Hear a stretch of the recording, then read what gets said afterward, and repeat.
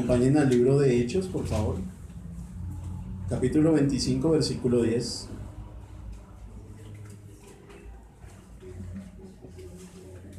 Amén. Cuando lo tenga, colóquese en pie, por favor. Vamos a leer la escritura.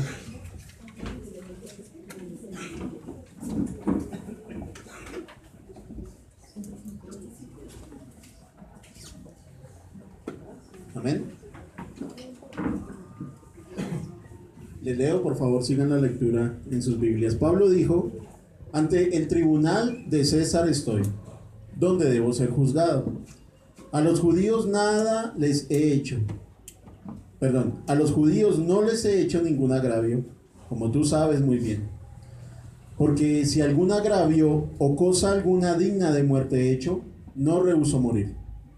Pero si nada hay de las cosas de que estos me acusan, nadie puede entregarme a ellos. A César apelo.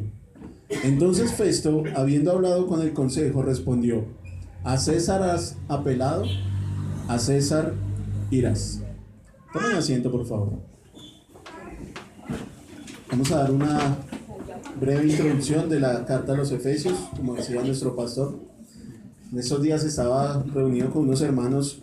Se me ocurrió preguntar cómo había conocido ese hermano a otro hermano, y la circunstancia parecía muy, un poco difícil de creer, ¿no? Pero hay ocasiones donde, si usted de pronto es como yo, se pone a pensar que esta circunstancia me llevó a esto, y me llevó a esto, y me llevó a esto, y uno como que trata de recordar en la mente lo que pasó, y todo empezó en ese momento especial, ¿sí? Tal vez usted no sea como yo a veces soy así. Me pongo a pensar, bueno, ¿cómo resulté aquí? Ah, claro, es que tal persona me habló de esto, y después ocurrió esta circunstancia, y después esta, y allá fue donde fui a parar. Cuando ocurre esta audiencia que acabamos de leer del apóstol Pablo ante Festo, el apóstol Pablo llevaba aproximadamente unos 30 años de ser cristiano, 30 años de convertido. Y al apóstol Pablo se le ocurrió la idea, después de que lo golpean, si usted recuerda muy bien, en el libro de Hechos, de decir: un momento, usted no sabe quién soy yo, ¿cierto? Ahí fue el primero: usted no sabe quién soy yo. Yo soy ciudadano romano, y a mí usted no me viene a golpear y a dejarme ir así. Necesito una audiencia ante César. Pero las circunstancias fueron llevando al apóstol Pablo por ciertos caminos que tal vez él no esperaba. Y nosotros vemos cómo en su viaje a cumplir esa apelación, incluso casi pierde la vida en el naufragio, ¿cierto? En su camino hacia Roma. Pues bien, es allí en Roma donde él llega aproximadamente en el año 61, obviamente después de Cristo, y dura 2 años encarcelado antes de tener una audiencia ante el emperador romano, ante César. Y es en esos 2 años donde el apóstol Pablo, con muchas libertades, porque lo recuerdan, él podía ser visitado por amigos. Eso está en el libro de Hechos, en el último capítulo. Él podía ser visitado por amigos, podía escribir, pero no solamente podía ser visitado y podía escribir, sino que también podía reflexionar. Y tal vez, de pronto especulo mucho, pero tal vez en medio de esa reflexión, en medio de estar encarcelado, él tuvo la idea no solamente de reflexionar, sino también de escribir. Y es allí, en esos 2 años de cárcel, donde él escribe la epístola a los Efesios. Éfeso era una ciudad principal dentro del Imperio Romano. Había 5 ciudades principales dentro del Imperio Romano. Estaba obviamente Roma, la capital. Estaba Corinto, Antioquía, la Antioquía de donde tenía el centro de operación el apóstol, que era una ciudad grande, Alejandría y obviamente Éfeso. Recuerdan que Pablo visitó por primera vez Éfeso en su segundo viaje, ¿sí? Cuando ya iba acompañado de Silas. Y en su tercer viaje, cuando quiso nuevamente como consolidar esas iglesias que había fundado en Asia, estuvo allí durante 3 años. Éfeso era un centro comercial muy grande, era un centro político y religioso para toda Asia Menor, y tenía una de las deidades y de los templos más grandes que podían encontrar en Asia. ¿Recuerdan el templo de quién era? Diana. No, de Diana, muy bien. Entonces, que su equivalente griego era Artemisa, ¿no? Recuerdan que el apóstol Pablo tuvo una discusión grande con unos hombres que vendían unos templecillos, ¿cierto? Y que ahí se armó un alboroto y todo eso, muy bien. Parece ser que la epístola a los Efesios fue escrita en estos 2 años que les digo de encarcelamiento del apóstol, junto con la epístola a los Colosenses, junto con la epístola a los Filipenses y también con la carta a Filemón, para que lo tengamos en cuenta. Entonces fue un tiempo productivo, porque muchas veces lo que les decía ahorita, ¿sí? Uno se mete en circunstancias y cree que es un castigo de parte de Dios que uno esté en ciertas circunstancias. No sé, una enfermedad, estar sin empleo, caer a la cárcel. Pero a veces no logra uno ver el panorama completo y ver no solamente las circunstancias, sino la bondad del Señor de estar en esos momentos que uno aparentemente llama difíciles, ¿no? Hace unos días me recalcaba un hermano muy querido que este tiempo que a veces uno atraviesa no solamente son reprimendas o castigos de parte del Señor, sino que tenemos que aprender a verlos como regalos de parte de Dios. Que usted esté un tiempo quieto, de enfermedad, de soledad, sin trabajo, son regalos que a veces el Señor nos da para que meditemos, para que nos aquietemos un momento y podamos seguir nuestro camino. Y eso fue lo que el apóstol hizo. En esos 2 años de encarcelamiento tuvo la oportunidad de escribir estas 4 epístolas: Efesios, Filipenses, Colosenses y la carta a Filemón. Se ha hablado mucho acerca de el autor. Usted puede encontrar muchas críticas acerca de si es el apóstol Pablo o no, básicamente porque faltan detalles elementales, como si una persona vive 3 años en un lugar, ha de tener muchos amigos. ¿Ustedes recuerdan la epístola a los romanos o la carta a los romanos? Que hay casi todo un capítulo de personas que el apóstol recuerda. ¿Sí? ¿Recuerdan el capítulo 16 de la carta a los romanos, como el apóstol pide que le saluden a quién? A ver, uno, a ver. Pablo es el que escribe, mi hermano.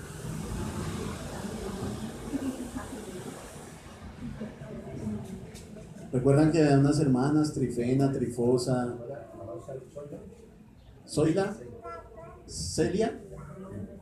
Miremos ahí en la escritura, mis hermanos, y si pueden recordar algún nombre en el capítulo 16 de Romanos, de cómo él se despide de muchísimas personas, ¿cierto? Y una de las críticas más grandes al hecho de que Pablo sea el escritor de la carta a los Efesios es esa, que él no se despide de nadie y no nombra a nadie en esa carta, ¿sí? Entonces muchos han dicho que no puede ser Pablo el escritor. ¿Tiene algún nombre en Romanos? Febe, muy bien.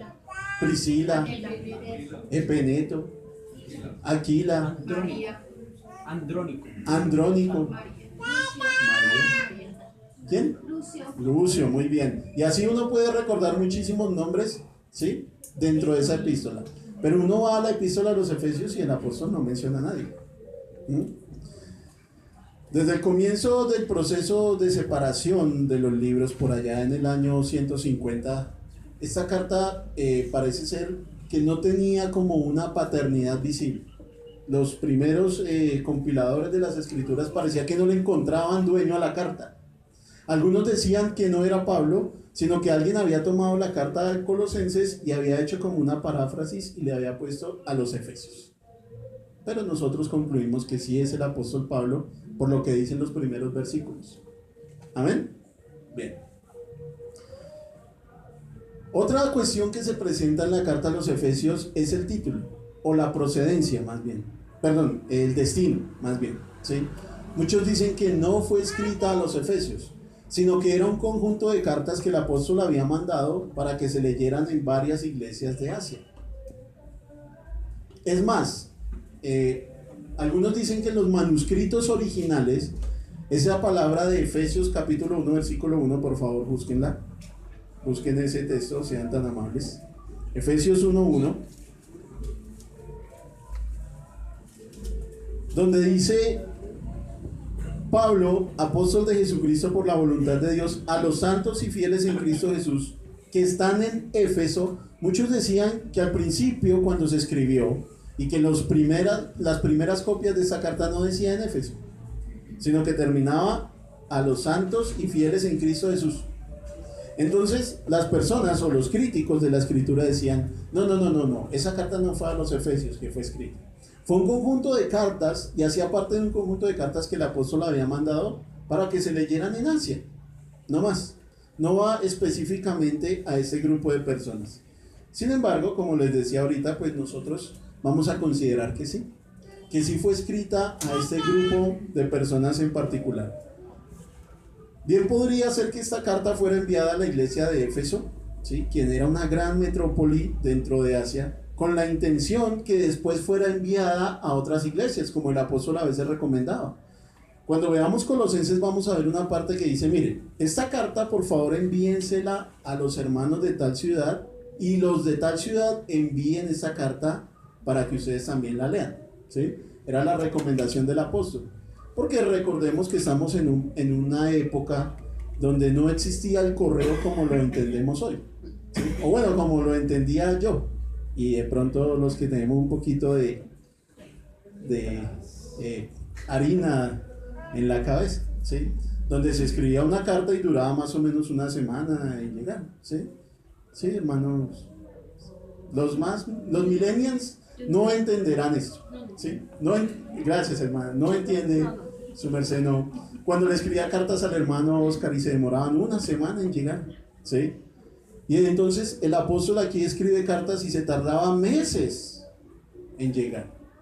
Se cree que fue Tíquico quien acompañaba a Pablo en la prisión allá en Roma, quien repartió estas cartas en Filipo, en Colosas y en Éfeso, ¿sí? Porque Tíquico, y lo vamos a ver de pronto más adelante, sobre todo en la carta a los Colosenses, era compañero de Pablo, y no solamente eso, sino que era compañero de un señor llamado Onésimo. ¿Recuerdan a Onésimo? Quien era un esclavo que se le escapó a su amo llamado Filemón, que lo vamos a ver también en la carta a Filemón más adelante. Hay muchas circunstancias en el reino o en el imperio romano en esta época. Una de las circunstancias, digamos, más graves que ocurrió durante este tiempo fue la muerte de cerca de 400 esclavos, ¿sí?, quien eran de un señor llamado Lucio Pedáneo. ¿Qué pasó con Lucio Pedáneo? Un esclavo de Lucio Pedáneo tuvo la maravillosa idea de matarlo, y como consecuencia murieron 400 esclavos, ¿sí? Era un tiempo donde la vida no valía nada.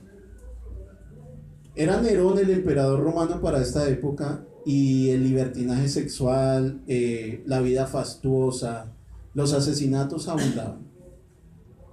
Más o menos también por esta época se le revela al imperio romano la parte de Gran Bretaña, o lo que se conocía en ese entonces como Britania. Y nos cuenta Tácito, que es un historiador de la época que llegó a ser también gobernador de Roma, que durante esa revuelta que hubo allá murieron cerca de 70.000 romanos. Imagínense. Y la revuelta duró 4 meses. 70.000 personas en 4 meses, sin contar a los rebeldes que murieron. En ese ambiente, en semejante ambiente durante el imperio, recuerden que Pablo está en Roma. Y si algo se siente en un país, ¿dónde se siente más? Generalmente en la capital, ¿cierto? Y más en un imperio. En ese ambiente, como resultado de una profunda reflexión e inspiración de parte del Espíritu Santo, nos llega esta carta. Es una carta fascinante, mis hermanos. Quiero que entren a la carta. ¿Recuerdan cuando hablábamos de Gálatas? ¿Recuerdan que hablábamos de opiniones en esa carta? Que usted iba a entender la opinión de la ley acerca de usted, la opinión de la gracia, la opinión del amor, la opinión de sus propias concupiscencias. Quisiera que en esta carta entráramos con un tema en particular, porque en la carta a los Efesios la frase en Cristo o en Cristo Jesús se utiliza cerca de 15 veces. Y termino esta pequeña introducción con una frase del hermano Samuel Pérez, cuando hablaba de esta carta. Dice, usted puede ir con Cristo al parque, puede ir con Cristo a su casa, puede ir con Cristo a su trabajo, es más, puede ir con Cristo a la iglesia. Pero la Biblia dice que no es con Cristo, sino en Cristo. Y usted puede ir con Cristo a muchas partes e ir a parar al infierno. Porque la Escritura es clara cuando nos dice que debemos estar en Cristo. Y es no solamente eso lo que tenemos que aprender en la carta de los Efesios, sino vivirlo. Amén, mis hermanos, que debemos estar en Cristo, que es parte de lo que nos van a enseñar en esta carta. Amén. Comenzamos hoy nuestro libro de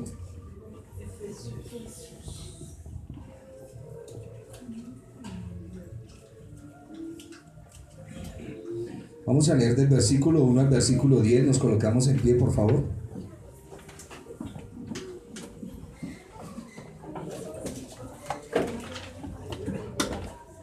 Vamos a leerlo de manera antifonal. ¿Lo tienen?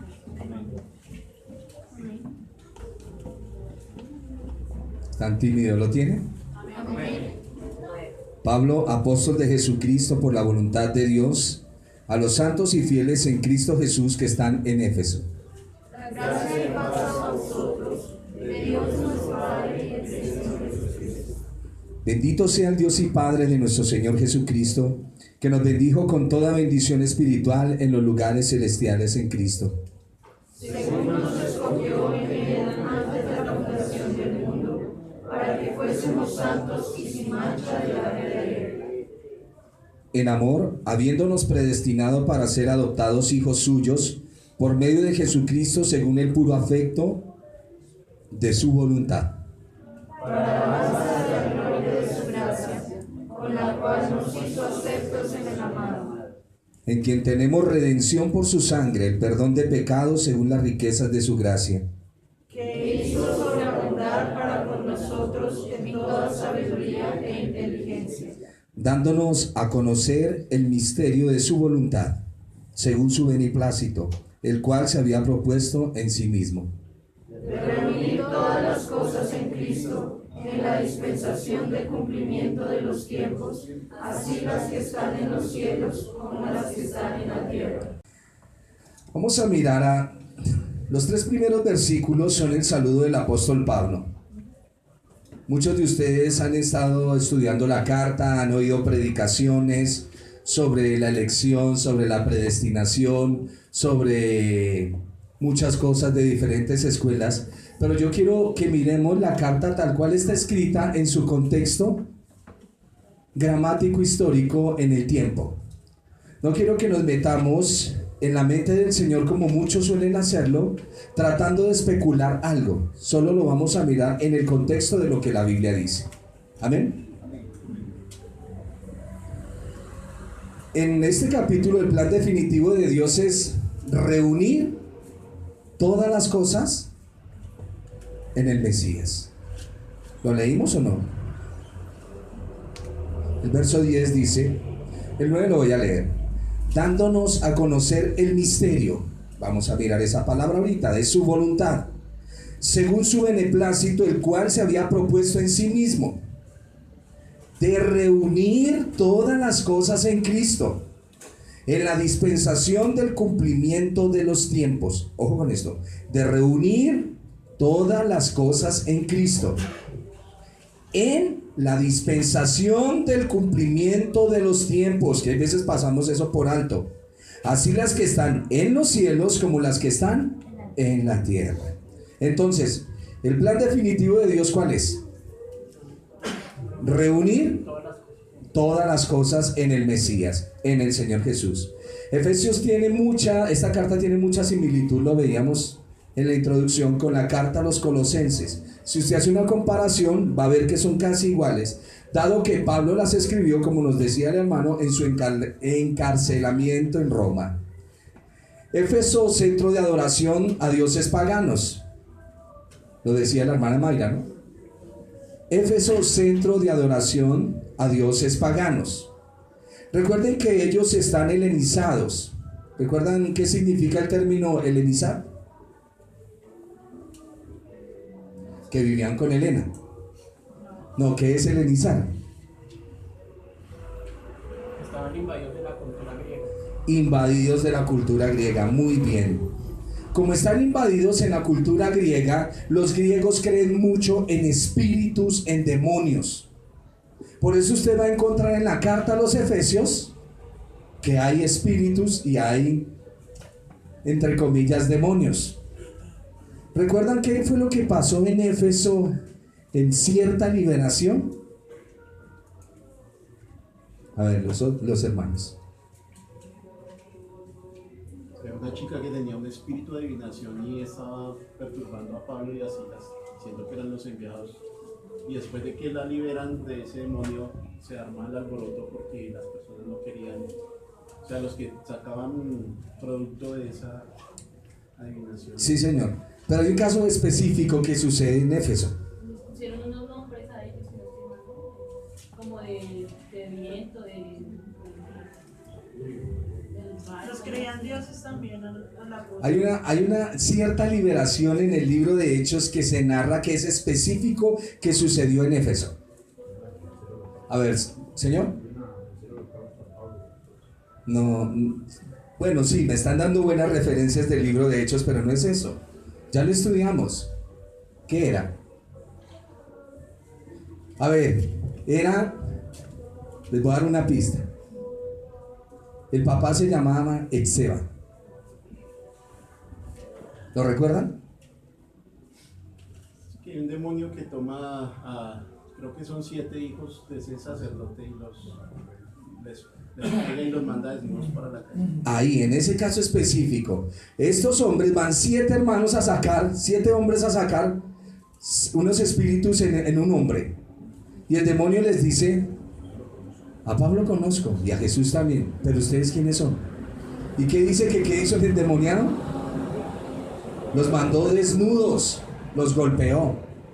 Y en Éfeso se cree mucho en los espíritus, porque esto tenemos que irlo cuadrando poco a poco a medida que vamos mirando las cartas, porque todo no es demonio, y hay que entender en la Biblia a qué se refiere con espíritus, porque todo no es demonio. A nosotros también nos helenizaron, todo lo volvieron demonio. ¿Cuántos saben que hay demonio de adulterio? Demonio de fornicación, demonio de cigarrillo, bueno, de nicotina, de cafeína, chocolatina y todo lo que usted quiera. Sí, la gente lo atribuye a todo demonio. ¿Qué casos específicos son demonios y qué casos no? Y eso es lo que vamos a mirar. Entonces, como les decía, Éfeso es un centro de adoración a dioses paganos. Cuando hay mucho paganismo se cree en muchas cosas, por eso creen tanto en los espíritus. La carta a los Efesios fue escrita para explicar algunos de los grandes temas doctrinales del cristianismo. Es muy diferente a lo que sucedió con Gálatas. Problemas de Gálatas. Judaizantes, enseñando a la iglesia ¿qué? Obras de los hombres. Obras, sí, específicamente obras. Recordemos ese paso crítico y trascendental que también lo vimos en el libro de los Hechos, cuando los discípulos abandonan la sinagoga y comienzan a reunirse. Hechos capítulo 19, versículo 9. El contexto de Éfeso. Alguien que lo lea.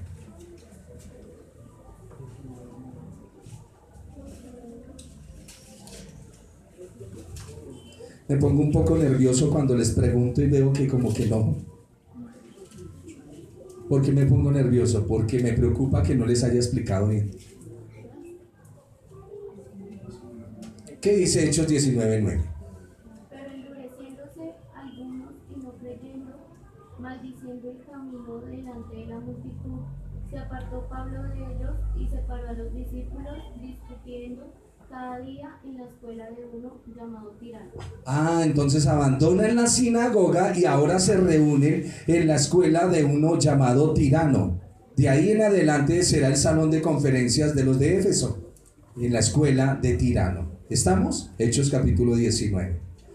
Entonces, como les decía, los versículos 1 y 2 son el saludo habitual del apóstol Pablo. El versículo 3 al versículo 14, que si usted comienza a mirar en su Biblia, todo está separado por comas, lo cual indica que es una oración larga. Primero, exalta al Padre por su grandeza, por su grande amor.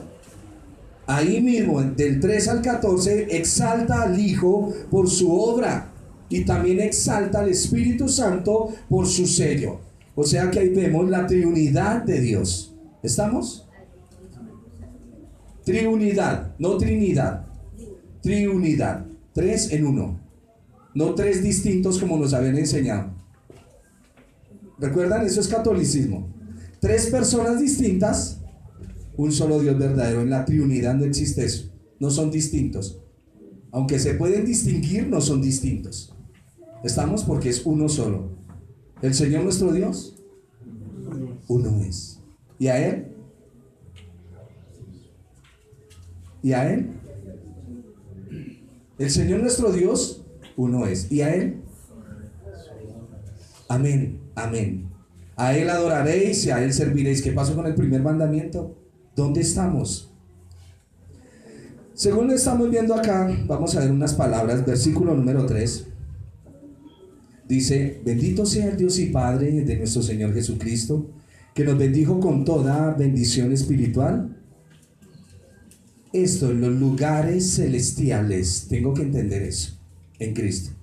¿Qué creen ustedes que representan los lugares celestiales?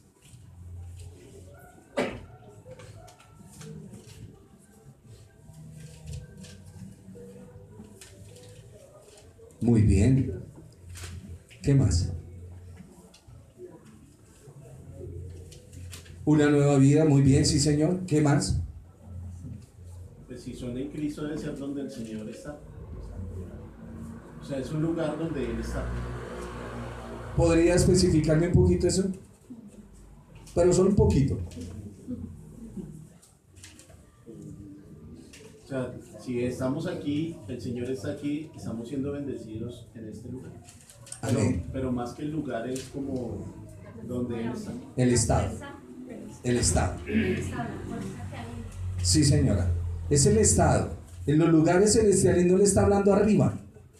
Está hablando de la dimensión espiritual. Eso es lo que está hablando Efesios. Y debemos entenderlo muy bien. Ya vamos a mirar las palabras. Pongan bien cuidado a lo que estamos mirando. Dice: bendito sea el Dios y Padre de nuestro Señor Jesucristo, que nos bendijo con toda bendición espiritual en los lugares celestiales, en el Señor Jesús, en el Mesías, según nos escogió en Él, antes de la fundación del mundo, para que fuésemos santos y sin mancha delante de Él. Ahorita voy a trazar tres palabritas que son elegidos, antes de la fundación y predestinación. Como les dije al inicio, en el tiempo y el espacio. Tiempo y espacio. ¿Estamos? ¿Sí? ¿Estamos comprendiendo? Dios traza un plan. Comenzamos. Vamos al paraíso. Todos, como dirían, abróchense en el cinturón, en la máquina del tiempo y vamos a paraíso. El Señor les habla y les da un mandato: no comerán de este árbol. El día que coman, morirán. ¿Por qué morirán? ¿Qué significa morir? Sí, pecamos. ¿Qué significa morir? Separarse, una separación de Dios. Si no se obedece el mandato del Señor, tenemos separación en Dios. Y entonces, ¿qué sucede con el hombre? Al desobedecer, muere. No físicamente, automáticamente, pero sí en la comunión con Dios. Es separado de la comunión con Dios. Eso significa muerte. Pero estamos en paraíso. El Señor traza un plan de redención. Dios. Y dice lo que todos conocen como el protoevangelio. ¿Recuerdan qué es el protoevangelio? Amén. Sí, señora. ¿Qué es el protoevangelio? Estudiantes de la palabra, seguidores del Señor, amantes de su maestro, que siguen la escuela del rey. Que iba, Señor, que iba a restaurar. Y les da una promesa, el inicio de eso. Da una promesa: de la descendencia de la mujer nacerá un hombre que herirá a la serpiente en la cabeza. Ese es el protoevangelio. Y la serpiente le herirá en el carcañal. Y ahí es donde comienza el plan de salvación. ¿Me está escuchando? Ahí es donde empieza. Porque antes de la caída el hombre necesita un salvador. Vuelvo y le digo, estoy en tiempo y espacio. Antes de la caída, ¿Adán necesita un salvador? No, no. Si no hay pecado, no se necesita salvador. Y aquí vamos a seguir mirando. Dios traza un plan de redención, el protoevangelio, el paraíso con la caída. Y al pasar el tiempo usted ve cómo los hombres comienzan a buscar al Señor. No me quiero meter mucho en el asunto, pero usted va a ver cómo hay un sacerdocio con Noé, hay un sacerdocio con Sem, que es el conocido como Melquisedec, que hay un sacerdocio también con Abraham. Pero voy al punto. Dios llama a ciertos hombres y traza una línea. Entre ellos llama a Abraham. Abraham le dice: con usted voy a iniciar un pueblo. Y con usted ese pueblo se va a llamar el pueblo de la promesa, porque su merced está avanzado en años y su esposita también, y no pueden tener hijos. Y esta es la evidencia que les doy, para que ustedes confirmen la fe a sus futuras generaciones. Pero de usted voy a levantar una descendencia. Nacerá su hijo, y de su hijo nacerá el otro hijo, hasta que llegan a Jacob. Y Jacob tiene 12 hijos, que son los 12 patriarcas.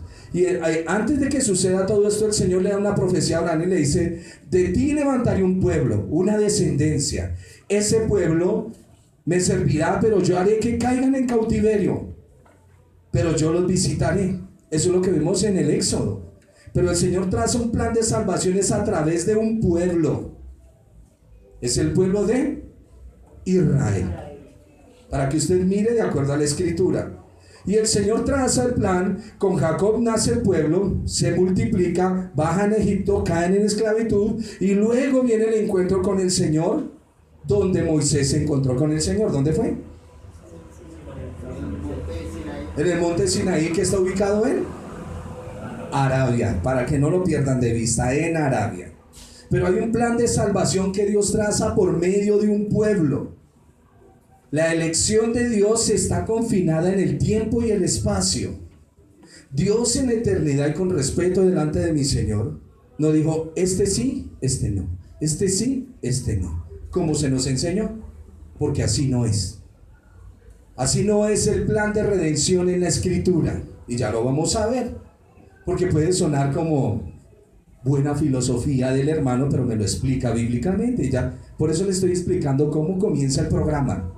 Y Dios llama al pueblo en Sinaí y les dice: mira, estas son mis leyes, y ustedes van a ir por todo el mundo anunciando mis leyes a las naciones. ¿Sí lo dijo el Señor? Es más, van a construir un templo, y mi casa será llamada para todas las naciones, porque el objetivo de Israel era evangelizar el mundo. ¿Israel lo hizo? No. Fallaron en el plan, fallaron en esas cosas. Por eso es lo que hablamos del antiguo pacto y el nuevo pacto. Hemos estado repitiendo lo mismo para que su merced no se me salga del contexto. ¿Dónde se necesita un salvador? En la caída. ¿Cómo comienza el programa? Con un pueblo. No se nos olvide esto. ¿Quiénes fueron los elegidos entonces? Según lo que vengo explicándoles. Abraham. Perfecto, perfecto. Ellos son los elegidos. Y entre esos elegidos hay un pueblo escogido. El pueblo de Israel. Y el pueblo de Israel va a llevar el mensaje. Cuando llegamos a estos contextos, si yo solo miro una versión y no voy a analizar bien el contexto, puedo leer: elegido antes de la fundación del mundo. Lo que les estoy hablando es porque lo he estudiado a fondo. Primero creí que era antes de que el universo estuviera. No. Fundación del mundo. Creación de universo, no. Fundación del mundo. Y tuve que entrar. Cuando voy por allá por Génesis capítulo 10 y capítulo 11, comienzo a ver ahí sí la fundación del mundo. Cómo comienzan los hombres a regarse y a fundar el mundo. Como, ¿usted ha visto fundar un barrio? Primero comienza un caserío hasta que se funda el barrio. Fundación. Tomando las palabras tal cuales son en su contexto. No fue antes de crear el universo, no. Hay un plan de redención antes de la fundación del mundo. Cuando decimos antes de la fundación del mundo, ¿dónde fue? Paraíso. En paraíso. En paraíso. Estoy mirando tiempo y espacio. Lo creado. No me voy a especular sobre cosas que no debo. Tengo que mirar y ser juicioso en la escritura para entenderlo. ¿Conozco todas las otras posturas? Claro que sí las conozco. Pero después de haberlas analizado minuciosamente, les cuento esta verdad escritural. Y ya después entramos a mirar otras cosas. Pero venimos, ¿no? Ese pueblo tiene una misión. ¿Quién fueron los elegidos? Estos hombres. Dios elige. Por tomarlo en un término muy sencillo. Luego elige un pueblo. Este pueblo es el que está elegido para llevar esas buenas nuevas.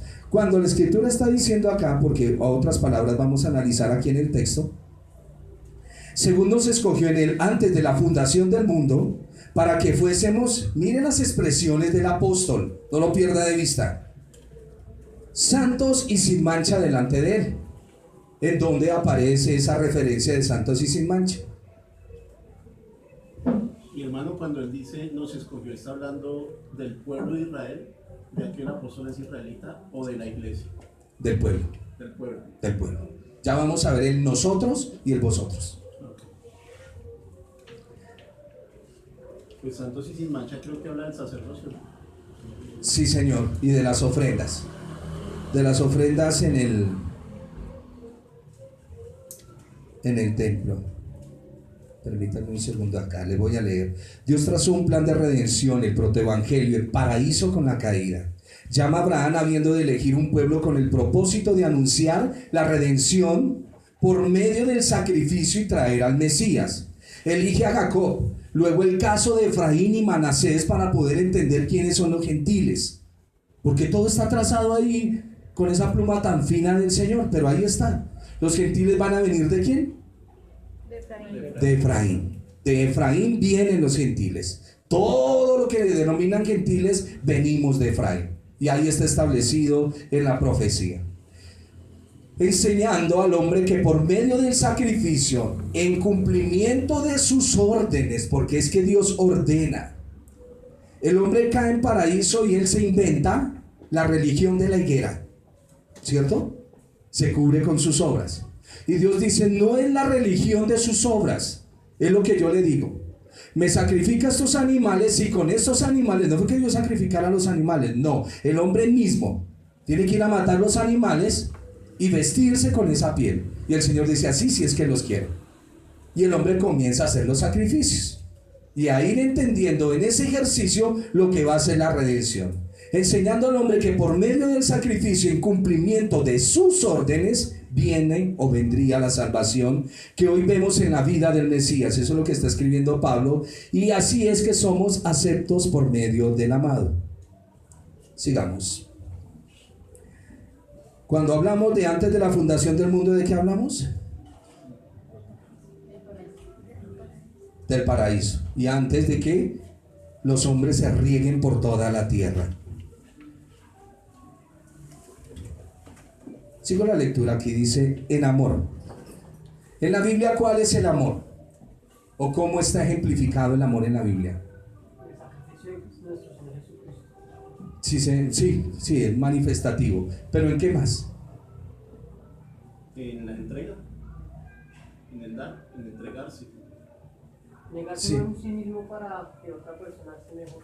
Sí, pero sí, les entiendo. Pero la Biblia, ¿en qué? Es que no hay ni cómo preguntarles. Misericordia. ¿Cómo se ejemplifica el amor? Voy a tratar de armonizarles. Cuando llega un escriba y le dice, Señor, ¿qué es la ley? ¿O cómo se encierra la ley? ¿En qué se encierra? En amor. Entonces, eso es lo que yo quiero que usted mire. Cuando usted lee la Biblia en amor, ¿qué está diciendo? La ley. Es la ley, el cumplimiento del amor. ¿Me están entendiendo? Le preguntan al Señor, ¿cuáles son los mandamientos grandes de la ley? Solo hay dos. La ley se encierra en dos: amar al Señor y amar al prójimo. Pablo lo encierra en uno: el amor. Y dice, el cumplimiento de la ley es el amor. Cuando dice aquí que fuimos predestinados en amor, no es un sentimiento, porque hay veces vemos al Señor con un sentimiento, y con todo respeto lo estoy diciendo, sino que el amor es manifestativo en la ley. O sea que hay una predestinación y el amor usted lo ve ¿en dónde? En la ley. En la ley. A través de la ley los profetas lo ven. ¿Sí me estoy comunicando o estoy muy confuso? Amén. Bueno, cada vez que usted ve el amor de Dios manifestativo es la ley. Porque la ley en su cumplimiento es el amor. Y el amor, cuando se demuestra, es el cumplimiento de la ley. Pero el amor no es un sentimiento que yo llevo acá todo apasionado. O el corazoncito, que lo manifiesta, ¿no? El corazón manifiesta amor. ¿Sí o no? Claro. Es la actitud de una persona frente a las cosas que tiene que hacer. Eso es la ley.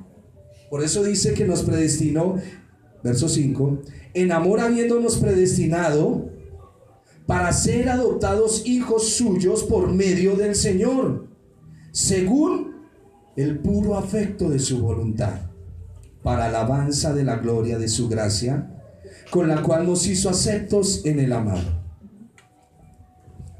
Si quieren nos detenemos palabras por palabras. Dice, por medio de... No, por medio de... del Señor Jesús. Según el puro afecto de... ¿Cuál es su voluntad? La ley. La ley. La ley es la que me habla de un Mesías, de un sacrificio. Es ella. Ese es el puro afecto de su voluntad. No me confunda el amor con la misericordia, que ya lo vamos a ver. Para alabanza de la gloria de su gracia. Términos. Hemos dicho que por favor pongamos mucho cuidado a las palabras. Por eso su merced, a medida que estudia, tenga cuidado con las palabras. Entre más uno lee y entre más estudia, uno le pone más cuidado a las palabras que las personas le dicen a uno. Y más fácil la sopesa uno que lo que le está diciendo. Cuando usted aprende a sopesar las palabras, usted tiene cuidado con lo que habla y también pone mucho cuidado de lo que la gente le habla. ¿Es así o no es así? Hay que tener cuidado con todas las palabras. Para alabanza de la gloria de su gracia, con la cual nos hizo aceptos. ¿Dónde viene a ser manifestativo el amado?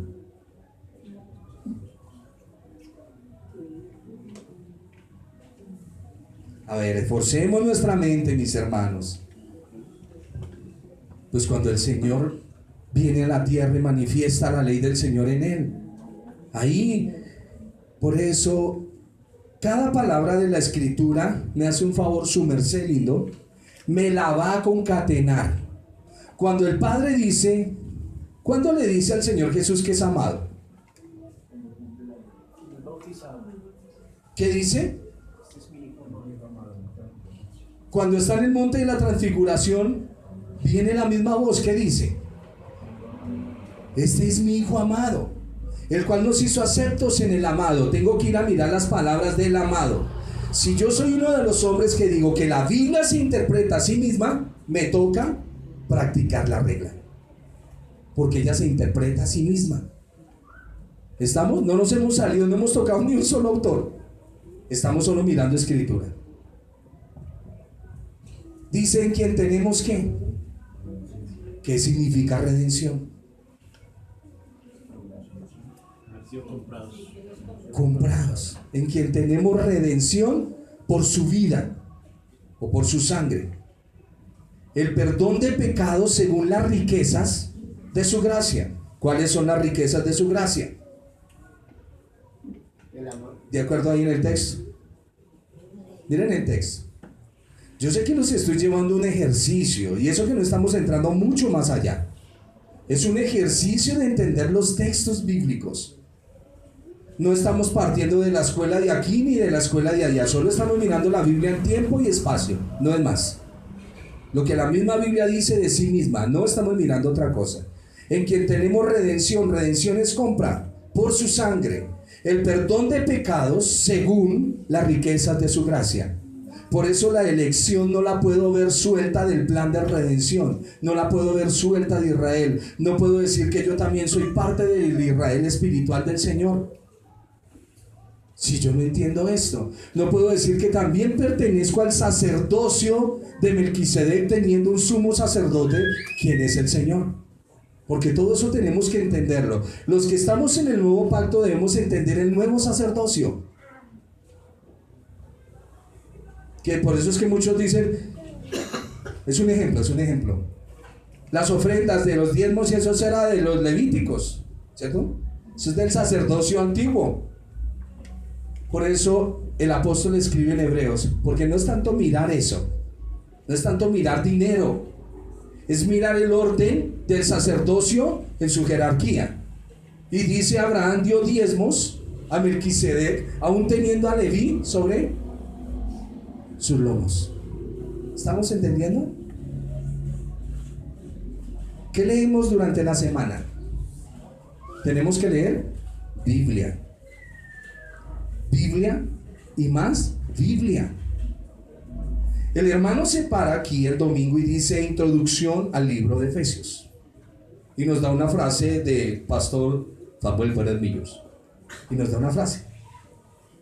Esa introducción no es para que su merced diga, no. Es para que se afile en el estudio, cosa que cuando entramos a estudiar, su merced viene empapado de la escritura. ¿Sí? ¿Estamos entendiendo? Bueno. Si no entiende, levanta su manita y explicamos. Siempre he dicho que no es tanto que le escuchen a uno la oratoria, sino que su merced entienda para que luego camine.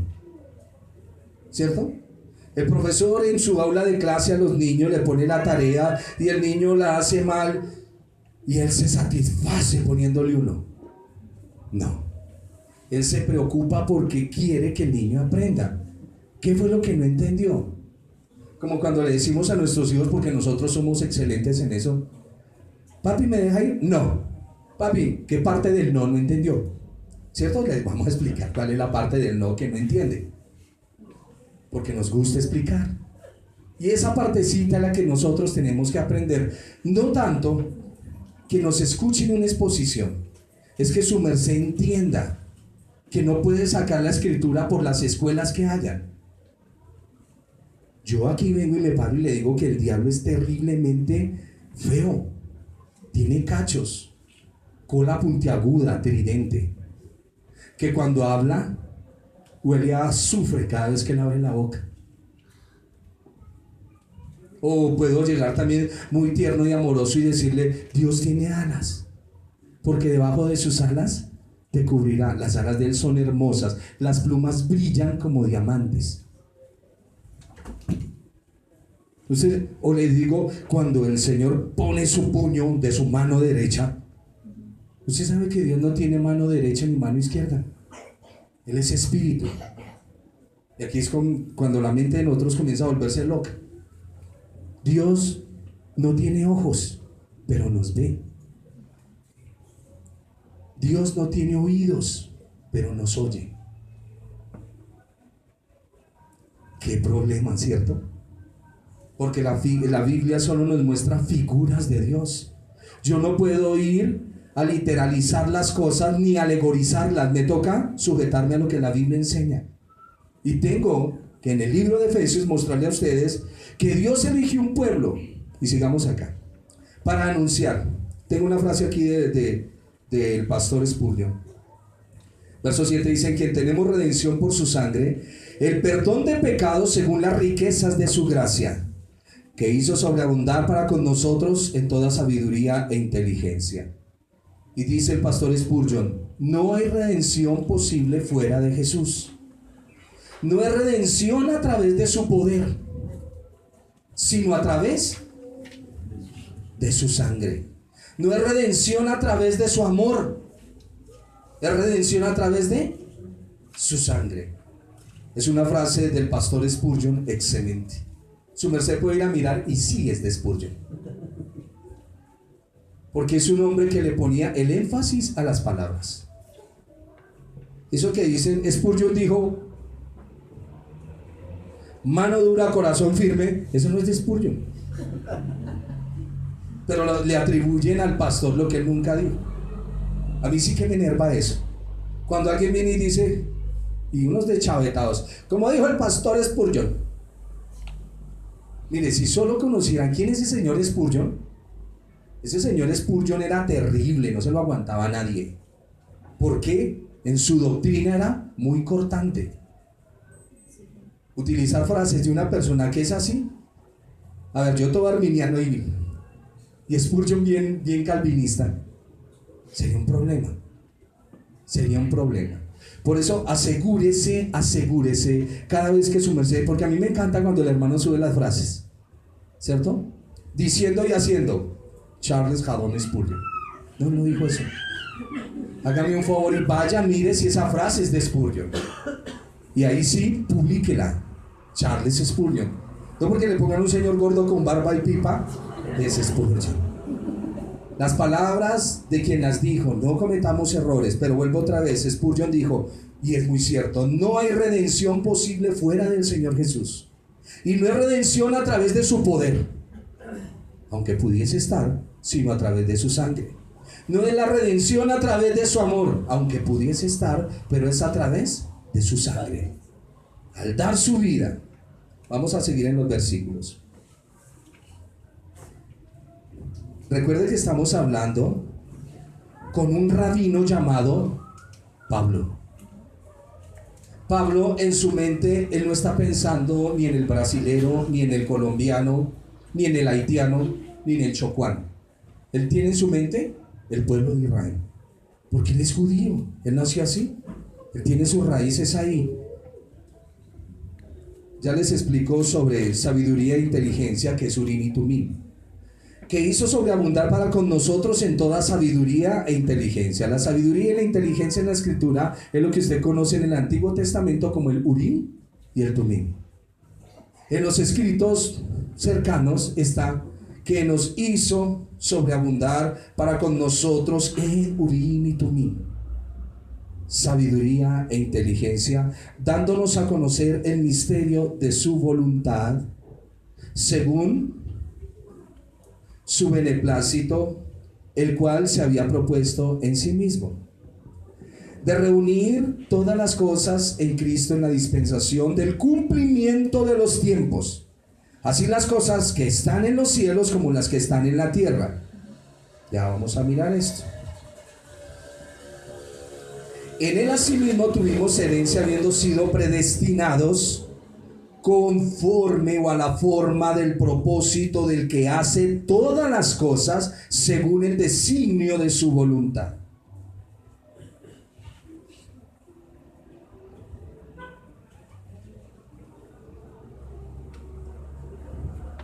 Versículo 12. Vuelvo y les digo, este es uno de los capítulos más espinosos, es un problema en teología. Mi intención no es tratar de entrar a batallar, no, hay unos hombres eruditos tremendos. Pero oro a mi Señor para poder darle la sencillez de la escritura conforme el judío que está escribiendo. No quiero ir más allá. No quiero pensar más allá de lo que la Biblia dice. ¿Me están entendiendo el punto? No pensemos más allá de lo que la Biblia dice. Dice el versículo 12, a fin de que seamos para alabanza de su gloria. ¿Qué dice? Nosotros, los que primeramente esperábamos al Mesías. ¿Quiénes esperaban al Mesías? Nosotros. ¿Quiénes son nosotros? Los judíos, nosotros, los que esperábamos primeramente al Mesías. Verso 13. En él también vosotros. En las dos frases. Nosotros, los judíos. Vosotros, los gentiles. Nosotros, que esperábamos al Mesías. En él también vosotros, habiendo oído la palabra de verdad, el evangelio de vuestra salvación, y habiendo creído en él, fuisteis sellados en el Espíritu Santo de la promesa. Y estas son las particularidades del libro de Efesios que vamos a estar mirando. Cuando se anuncia a nosotros, habla de los judíos, los primeros en esperar al Mesías. Cuando dice vosotros, habla de los gentiles recogidos por amor, porque somos una sola familia, somos un solo cuerpo. Y yo tengo que ir a entender en el próximo capítulo Lo que el apóstol me va a hablar de la sola familia y del solo cuerpo. Porque para el apóstol Pablo no hay dos pueblos diferentes. Hay un pueblo. Para el apóstol Pablo tenemos los y los de Efraín. Pero todos son de una misma familia. Los de Efraín son los gentiles. Y los otros son llamados, bueno, los vamos a llamar judíos, pero judíos se llaman después de que salen del cautiverio. ¿Sí? ¿Me están entendiendo? Nosotros, los de las 2 tribus. Vosotros, los de las 10, para que entendamos mejor. De las 10, como nos van a llevar a cautividad, allá nos vamos a mezclar con todo el mundo y de ahí venimos nosotros. Recuerda lo que no lo hablamos por línea sanguínea, lo hablemos por línea espiritual. ¿Estamos? No es línea sanguínea, es línea espiritual. Todos fuimos encerrados en Efraín. Como las tribus del sur quedaron quieticas para sacar el linaje del Mesías. Si alguna pregunta, después la resolvemos. Pero no olviden Efesios 1, el nosotros y el vosotros. En el capítulo 2 no olvide el nosotros y el vosotros. Cuando dice nosotros, ¿a quién se refiere? A los judíos. A los judíos. ¿Y cuando dice a vosotros? A nosotros, los gentiles. Muy bien. Entonces voy a las palabras claves que les había dicho. Santo y sin mancha son una metáfora tomada de los sacrificios perfectos e inmaculados que la ley requería para llevar, o que la gente debía llevar al altar. Su sacrificio tiene que ser santo y sin mancha. Cuando el apóstol me utiliza santo y sin mancha, está pensando en el Cordero, en el Cordero. En amor, habiéndonos predestinado en amor. ¿Qué dijimos que era el amor? La ley. El cumplimiento de la ley. En toda sabiduría e inteligencia, prudencia. Es lo que se conoce como Urim y Tumim. Cuando usted vaya en la Biblia y dice que Saúl consultó y Dios no le habló ni por Urim ni Tumim, entonces ya lleva las 2 partecitas. No es mi tema entrar allá. La traducción de Urim y Tumim es luces y perfecciones. Luces y perfecciones. Eso significa Urim y Tumim. Pero para que usted lo entienda, es sabiduría e inteligencia, prudencia. Cuando usted va a tomar una decisión y dice, no, es por este lado. Excelente, porque usted es muy lúcido. Pero me gusta más cuando usted dice, consultemos al Señor. Y abre esa Biblia y comienza a buscar en la mente del Señor si su decisión está correcta. ¿Por qué nos metemos en problemas? Por decisiones incorrectas. Tenemos la mente de Cristo, que es la palabra. Toda decisión, ¿de dónde la saca su merced? Ay, Señor, yo estoy separado y necesito una compañera. No es bueno que el hombre esté solo. Me harás ayuda idónea. Perfecto. ¿Soltero? Sí. El semáforo se puso en verde. ¿Divorciado? Papá, se puso en rojo. Vaya, mire lo que la escritura dice. Vaya, mire. Qué problema, ¿cierto? Pero no, hermanos, ¿qué pasó ahí? O la hermana. No, yo sé que aquí con el hermano nos quedemos harto. ¿Qué dice el consejo divino? Me voy a meter en este negocio. ¿Qué dice el consejo de Dios? A ver, denme 2 consejos para meterme en un negocio bíblicos. ¿Qué debo hablar? ¿Qué debo evaluar? Muy bien. Bueno, una más fácil. Entré en una discusión con un hermano o con una hermana. Para que no se suba esto de ambiente, ¿qué debo hacer? Dialogar. ¿Cómo dialogo? Pero la hermana ya está gritando. ¿Cómo se calma? La palabra blanda. El consejo bíblico dice, la palabra blanda quita la ira. Sí, la calma. Claro, porque si la persona lo grita y usted le dice, usted gritándome, yo tanto que lo elogio. Si usted para mí es uno de los mejores, lo va. La palabra blanda quita la ira en nuestras traducciones, que obvio, no se puede quitar porque, pero la calma La palabra blanda quita la ira, mas la áspera hace subir el furor. Ay, hermanos, yo leí en la Biblia que al hombre le corresponden 7 mujeres. Y que nos tenemos que subir a los árboles. Es que nos encanta, nosotros somos felices. Escogemos unos textos. Cuando estudiaba los libros de Fled, el pastor Sproul decía, la picada de azar. La picada de azar, ¿qué es? Abrir la Biblia y lo que el Señor me hable, pues manda el dedo allá y lee. Eso es picada de azar. Señor, he de castigar a mi hijo. ¡Pah! Los herirás con vara de hierro. Bueno, Señor, por favor.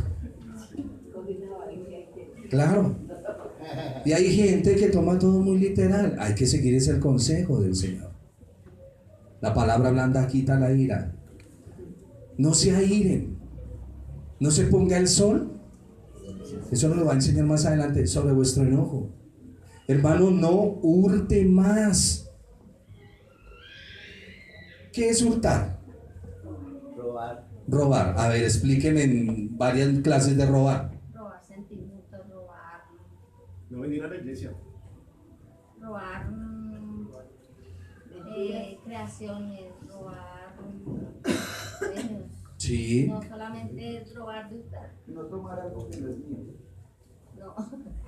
Puede ser cualquier cosa. Sí, esa es la básica, creo yo, ¿no? Pero ante Dios, pues, esa es, creo yo, ¿no? Me gusta cuando ustedes responden ¿por qué? ¿Por qué? Se pone el anillo de compromiso con Dios. Por eso me gusta que respondan. ¿Ustedes saben por qué el anillo de matrimonio vive en este dedo? Este es el anular, sí. ¿Sí? ¿Por qué?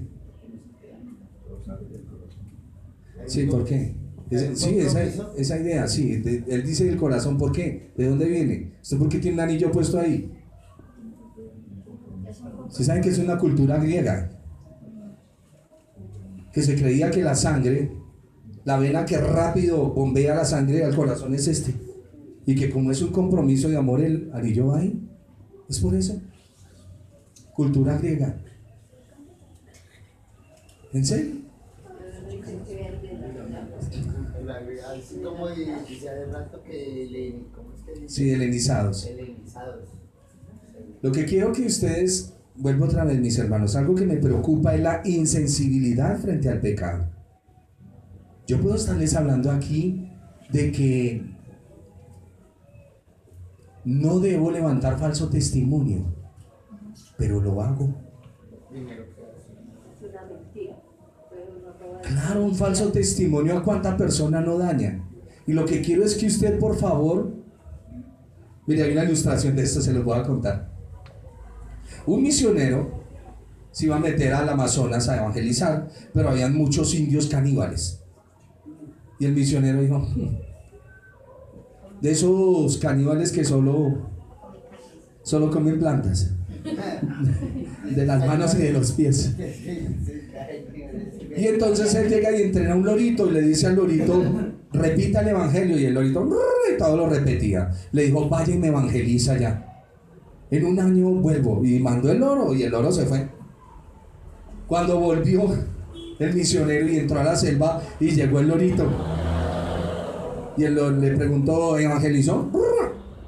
¿Y cómo le fue? Y entonces le dice, camine, me lleva a la congregación. Y fueron cuando ven 200 loros.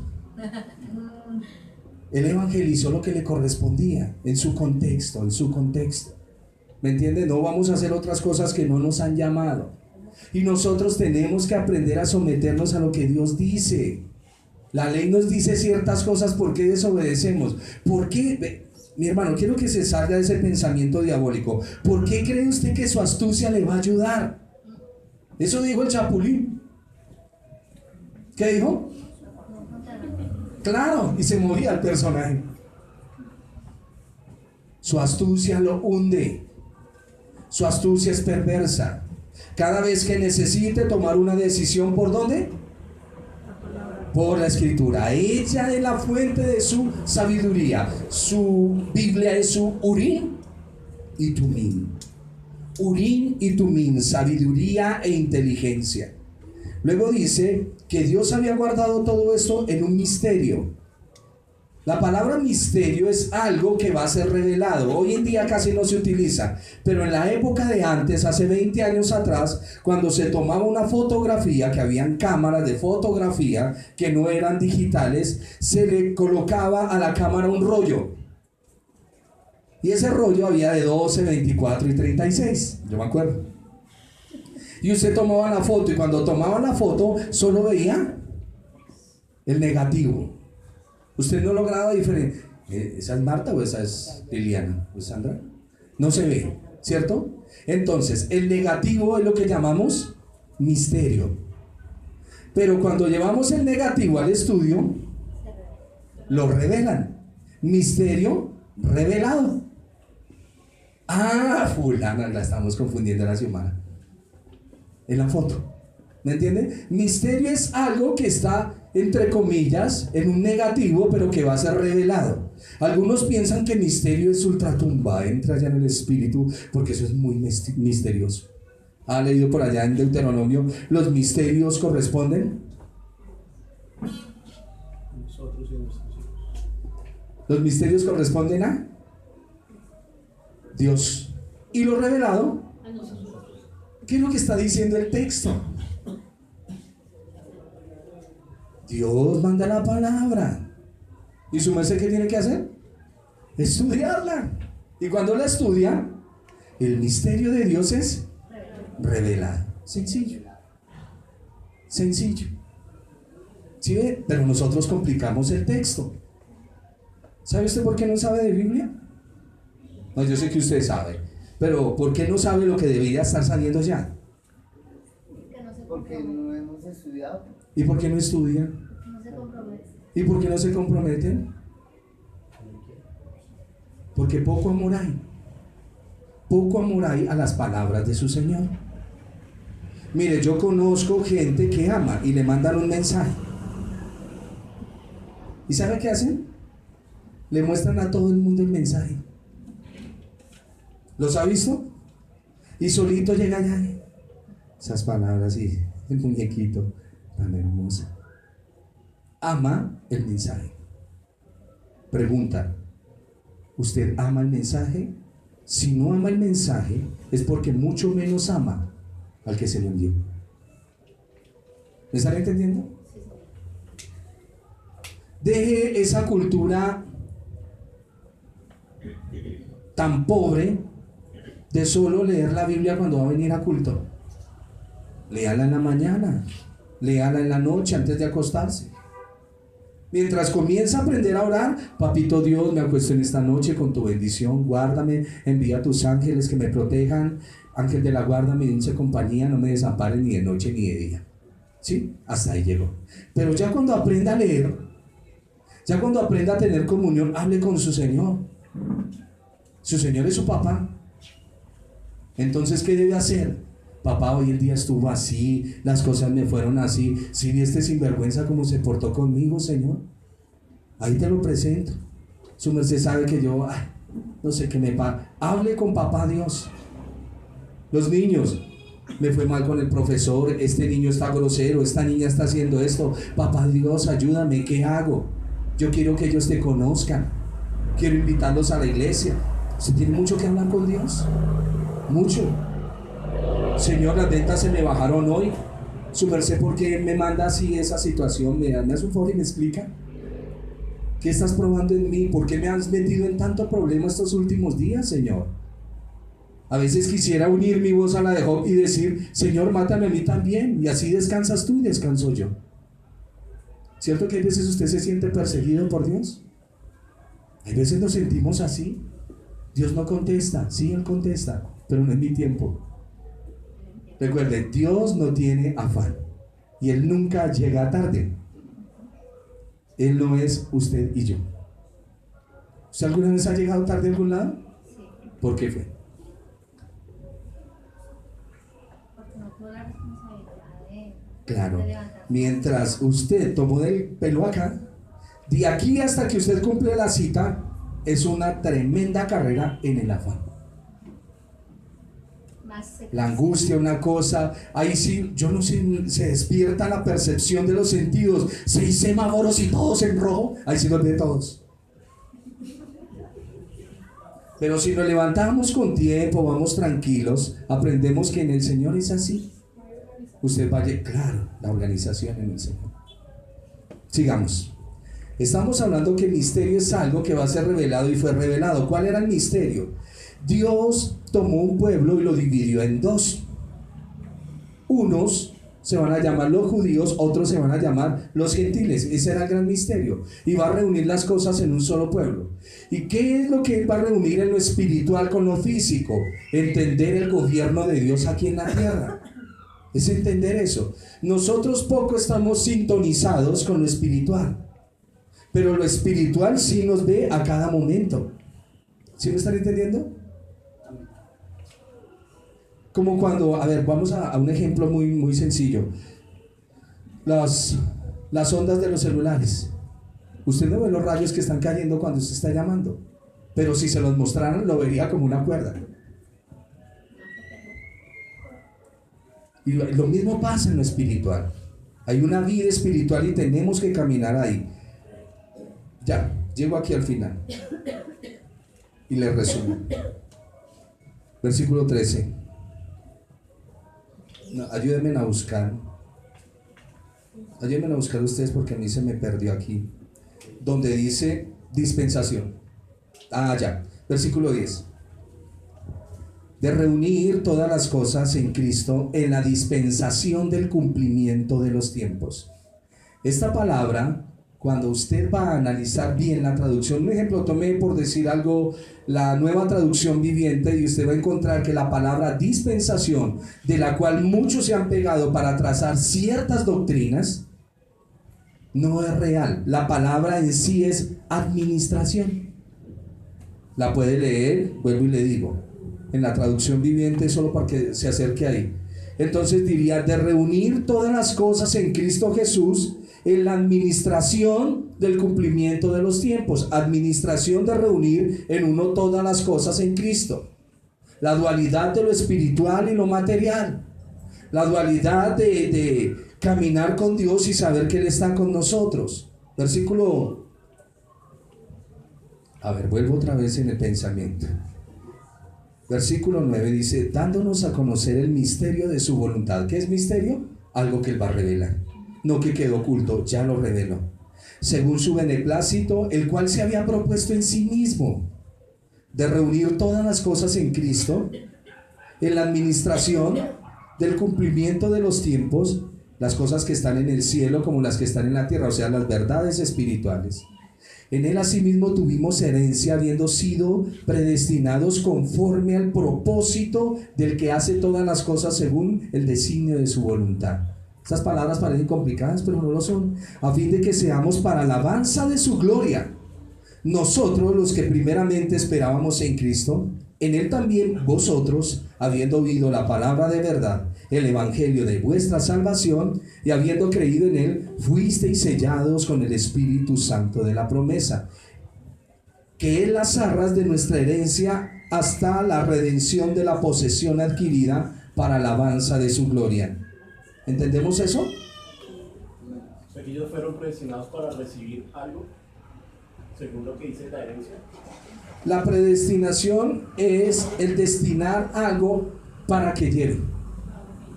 Ellos fueron destinados para cuidar una línea para que llegue el Mesías.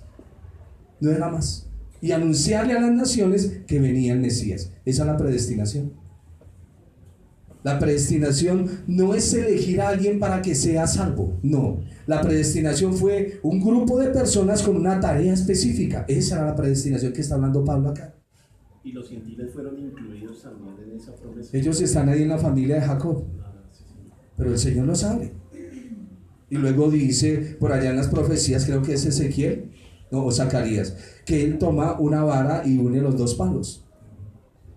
Ahí están las profecías en la escritura. Es para que no se lleve esto donde no lo tiene que llevar. Porque por eso es que los hombres terminan peleando. No, yo fui predestinado, hay doble predestinación, no hay triple. No, hay una sola. No es que usted no se salva porque usted quiere, eso lo vamos a ver en el próximo capítulo. Si Dios le alumbra a usted, usted se salva, y si no, no puede. Y esas son las discusiones teológicas de ideas. Pero ¿qué enseña la Biblia? ¿Qué muestra la Biblia? La Biblia, cerrando acá este capítulo, me faltan varios versículos. A ver,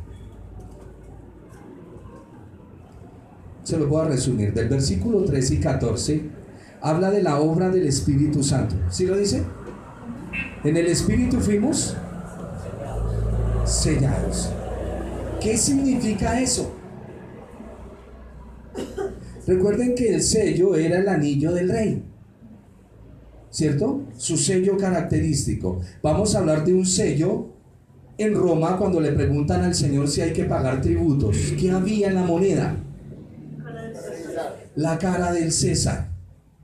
Cuando la Biblia habla del sello, habla de que el Espíritu Santo imprimirá en usted ¿qué? La imagen del Señor. La cara de Cristo, la imagen del Señor. Él la va a imprimir. Que pertenecemos a un reino también. Amén. Por eso decía una vez un expositor que cuando usted llegue al cielo y se mire en un espejo, usted no se va a ver su cara. ¿Qué cara va a ver? La del Señor. Porque el Señor imprimirá de tal manera su ser en usted que usted terminará siendo igual al Maestro. Ese es el sello. El Espíritu Santo imprimirá el rostro de nuestro querido Señor en nuestros corazones, suavizándonos para que siempre amemos al Señor. Por favor, no ignore la presencia del Espíritu del Eterno. Versículo 15 y 16, el apóstol nos va a hablar sobre la fortaleza de la oración, hablar con Dios, de la acción de gracias. Pregunta, ¿eres agradecido con el Señor?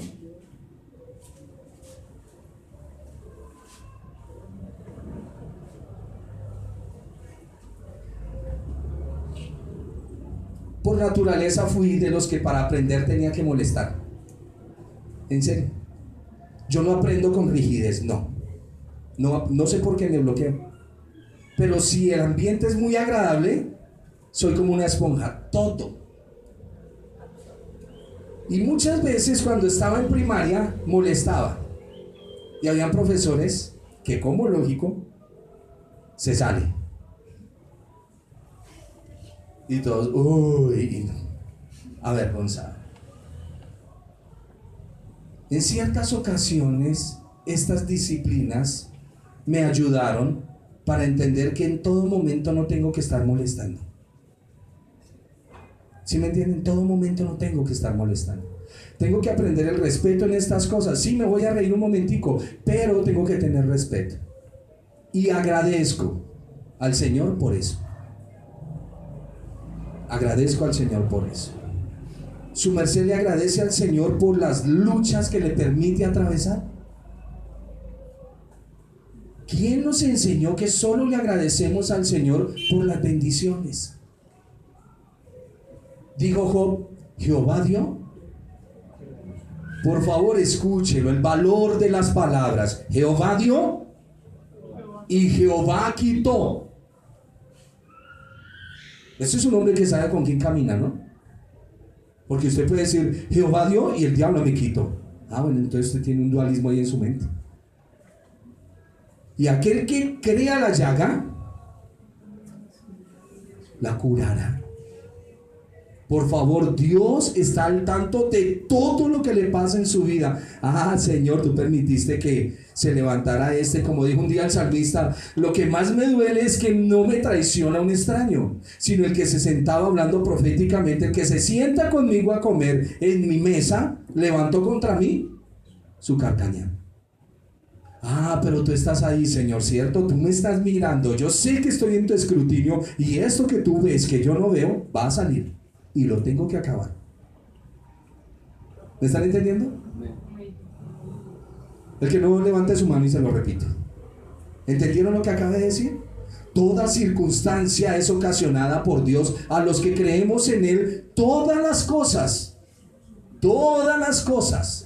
nos ayudan. Ese versículo se lo saben, hermanos predestinados. Romanos 8:32. Les digo predestinados porque ustedes ya son parte del programa. El apóstol Pablo, versículo 15 y 16, habla de la fortaleza de hablar con Dios y de declarar acción de gracias. Cuando usted le da la comida, los que tienen mascotas, a su perro acaba de comer y dice, gracias. ¿Sí? No. Los animales son los que no son agradecidos. Pero usted es creación de Dios, hecho a su imagen y semejanza. ¿Qué debe hacer? Ante todo, acción de gracias por todo. Gracias por todo. Importante, tener un corazón agradecido con el Señor. Luego el apóstol nos va a hablar de que él quiere y ora para que ellos sean alumbrados en el conocimiento. Nuestra vida cristiana debe estar centrada en el propósito de conocer a Dios, cuál es su verdad. Creo que lo voy a dejar ahí para no llenarlos de tanto. Versículo 12, solo leamos los versículos y termino acá. 12 en adelante. A fin de que seamos, ¿qué es lo que quiere o qué es lo que el Señor quiere que nosotros entendamos? ¿Cuál es el propósito? ¿Cuál es la meta? Que seamos para la alabanza de su gloria. Nosotros los que primeramente esperábamos al Señor y también los otros. Dice que nos ha dado de su Santo Espíritu, que es las arras de nuestra herencia, hasta que seamos totalmente transformados cuando nos veamos con Él, porque vamos a ser para alabanza de su gloria. Cuando se manifieste lo que hemos de ser en el Señor, todos a una voz agradeceremos al Señor el haber puesto sus ojos en nosotros a través del Evangelio para nuestra salvación.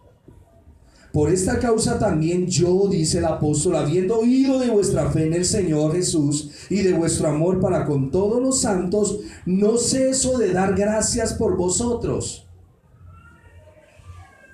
Que ese vosotros, usted lo va a ver en el capítulo 5, hay ladrones, blasfemos, un poco no te enterrar, pero él dice, no ceso de dar gracias por vosotros, haciendo memoria de vosotros en mis oraciones, para que el Dios nuestro, Señor Jesucristo, vuelvo y lo leo mejor, para que el Dios de nuestro Señor Jesucristo, el Padre de gloria, os dé espíritu de sabiduría y de revelación en el conocimiento de Él. Ojo cuando leemos, porque el Dios de nuestro Señor Jesús. Entienda que me está hablando de la humanidad del Señor Jesús. ¿Me están entendiendo el punto? ¿No? Cuando el apóstol dice Dios, está hablando del Padre. De nuestro Señor Jesús está hablando de la humanidad. En la mente de Pablo nunca se desliga la Trinidad, pero él ve al Señor Jesús como hombre sujeto al Padre, porque se cogen estos textos fuera de lugar y hay malas interpretaciones. Os dé espíritu. Esto no es un espíritu que va a entrar en ustedes.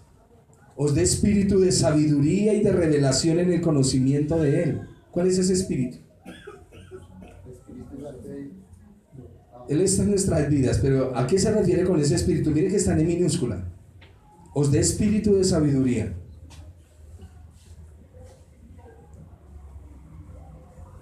Una actitud de la persona, una animosidad. Sí, Señor. ¿Lo escucharon? ¿Qué es ese espíritu? ¿Qué significa? Como el que tiene espíritu de vendedor, por ejemplo. Correcto.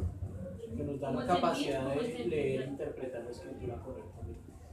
Nos da ese anhelo, la motivación. Oro para que el Señor les dé la motivación de que ustedes lean la escritura y el Señor alumbre los ojos de su entendimiento. ¿Cuáles son los ojos de su entendimiento? Pues todo su razonamiento, incluido su corazón, que es donde están sus pasiones, alumbrando los ojos de vuestro entendimiento para que sepáis cuál es la esperanza a que Él os ha llamado y cuáles las riquezas de la gloria de su herencia en los santos. Muchas palabras que quisiera estar aquí explicándoles, pero el tiempo ya me llegó. Ustedes merecen 1 hora para charlar después de culto. Vamos a dejar hasta el versículo 18, en la próxima clase seguimos, porque nos quedan ahí unos versículos. Nuestra vida cristiana debe estar centrada en el propósito de conocer a Dios. ¿Estamos? La filosofía dice: conócete a ti mismo. La escritura dice, conoce a Dios. La filosofía dice, conócete a ti mismo. Y eso es una gran mentira. La escritura dice, conoce a Dios, porque conociendo a Dios es parte de la teología del señor Juan Calvino, en su institución de la religión cristiana. En sus primeros libros dice, cuando usted entra a conocer a Dios, se conoce a sí mismo. ¿Cuántos aquí son orgullosos? Todos. Por fe me dicen, por fe, sí, porque no siente, por fe, hermano, por fe, Dios. Pero que lo entienda que usted lo es. Dijo una vez el sabio, Nadie va a admitir que uno es orgulloso, vanidoso, no es yo. No, pero si uno se pone a analizarse, a mirarse. ¿quién le va a decir quién es usted? La Biblia. La Biblia es el espejo que le muestra quién es usted. Les decía que dijo una vez el sabio mundano, el orgullo es como el mal aliento. Todos se dan cuenta de que usted lo tiene, menos usted. Y es cierto. Caminamos en nuestros pecados y no nos damos cuenta. Yo no estoy mal. Yo a nadie estoy criticando. Yo voy bien con Dios. Vaya a la Biblia. Vaya a la Biblia. Uno de los males en este siglo es tratar de arreglarle la vida a los demás. ¿Se ha dado cuenta ese discernimiento que su merced tiene tan bravo? Uy, que es tremendo, para verle los males a los demás. Su merced es tremendo. Quedamos así, de ese discernimiento que su merced tiene. Pero ¿lo ha aplicado en su propia vida? ¿Lo ha aplicado? No, su merced, hasta en el caminado se detecta. En el caminado, vean, yo sé. ¿Y su merced? ¿Se ha mirado? Y ese fue el mal que el Señor vio en los fariseos. Dijo, muchachos, estos días tuve una piedrita en el ojo. Qué cosa tan fastidiosa. ¿Ha sentido usted una piedrita en el ojo? Una harinita, es una harinita, porque le digo piedra y ya se imagina una roca. Y el Señor dice, su merced lindo, ¿quiere ayudar? Mengüe. Mírese usted primero. Hay personas que con una palabra le sacan a usted el mal genio. ¿Cierto? ¿O no? Solo dice una palabra, ¡pam!, y ya nos calentó el ánimo. Hermano, corrija su manera de hablar. Es que yo no lo estoy diciendo de esa manera. Mire cómo me está haciendo. Por favor, apliquémonos la escritura. Hoy hemos hablado, cierro, Dios trazó un plan de salvación. ¿Cómo nace un plan de salvación? Hasta que el hombre no cae en pecado, no hay plan de salvación. Tiempo y contexto y espacio. Adán en el paraíso con Eva antes de pecar no necesitan salvador. No lo necesitan. Caminan con Dios. Cuando desobedecen, caen en pecado. Caer en pecado es romper la comunión con Dios. Eso es lo que muchos de nosotros no hemos entendido, porque creemos que podemos caminar en el pecado y Dios está ahí. Y como nosotros caminamos en el pecado y sabemos que Dios está ahí, ¿cuál es la herramienta para acercarnos nuevamente cuando hemos fallado? Reconocer. Y todos mantenemos una lucha aguerrida en ese contexto. Y el Señor dice, llama a Noé, y dice, y a Noé le mandó unas cosas, llamó a su hijo, luego llama a Abraham, levanta un pueblo, les designa la tarea de llevar la ley a todas las naciones, proclamándole a todos los otros de que el Mesías ya viene. El pueblo de Israel no lo hace. Ellos fueron predestinados para eso, porque ¿cuál era el problema del pueblo de Israel? Que ellos se metieron, esa doctrina, a ver, perdónenme, no quiero herir susceptibilidades, porque esa doctrina de predestinación filosófica que trabajan con Juan Calvino viene desde el señor Agustín de Hipona. Y escúchenme en algo, el pueblo de Israel se paró y los fariseos y le dijeron, Nosotros somos los elegidos. ¿Me oyó? No nos diga esclavos.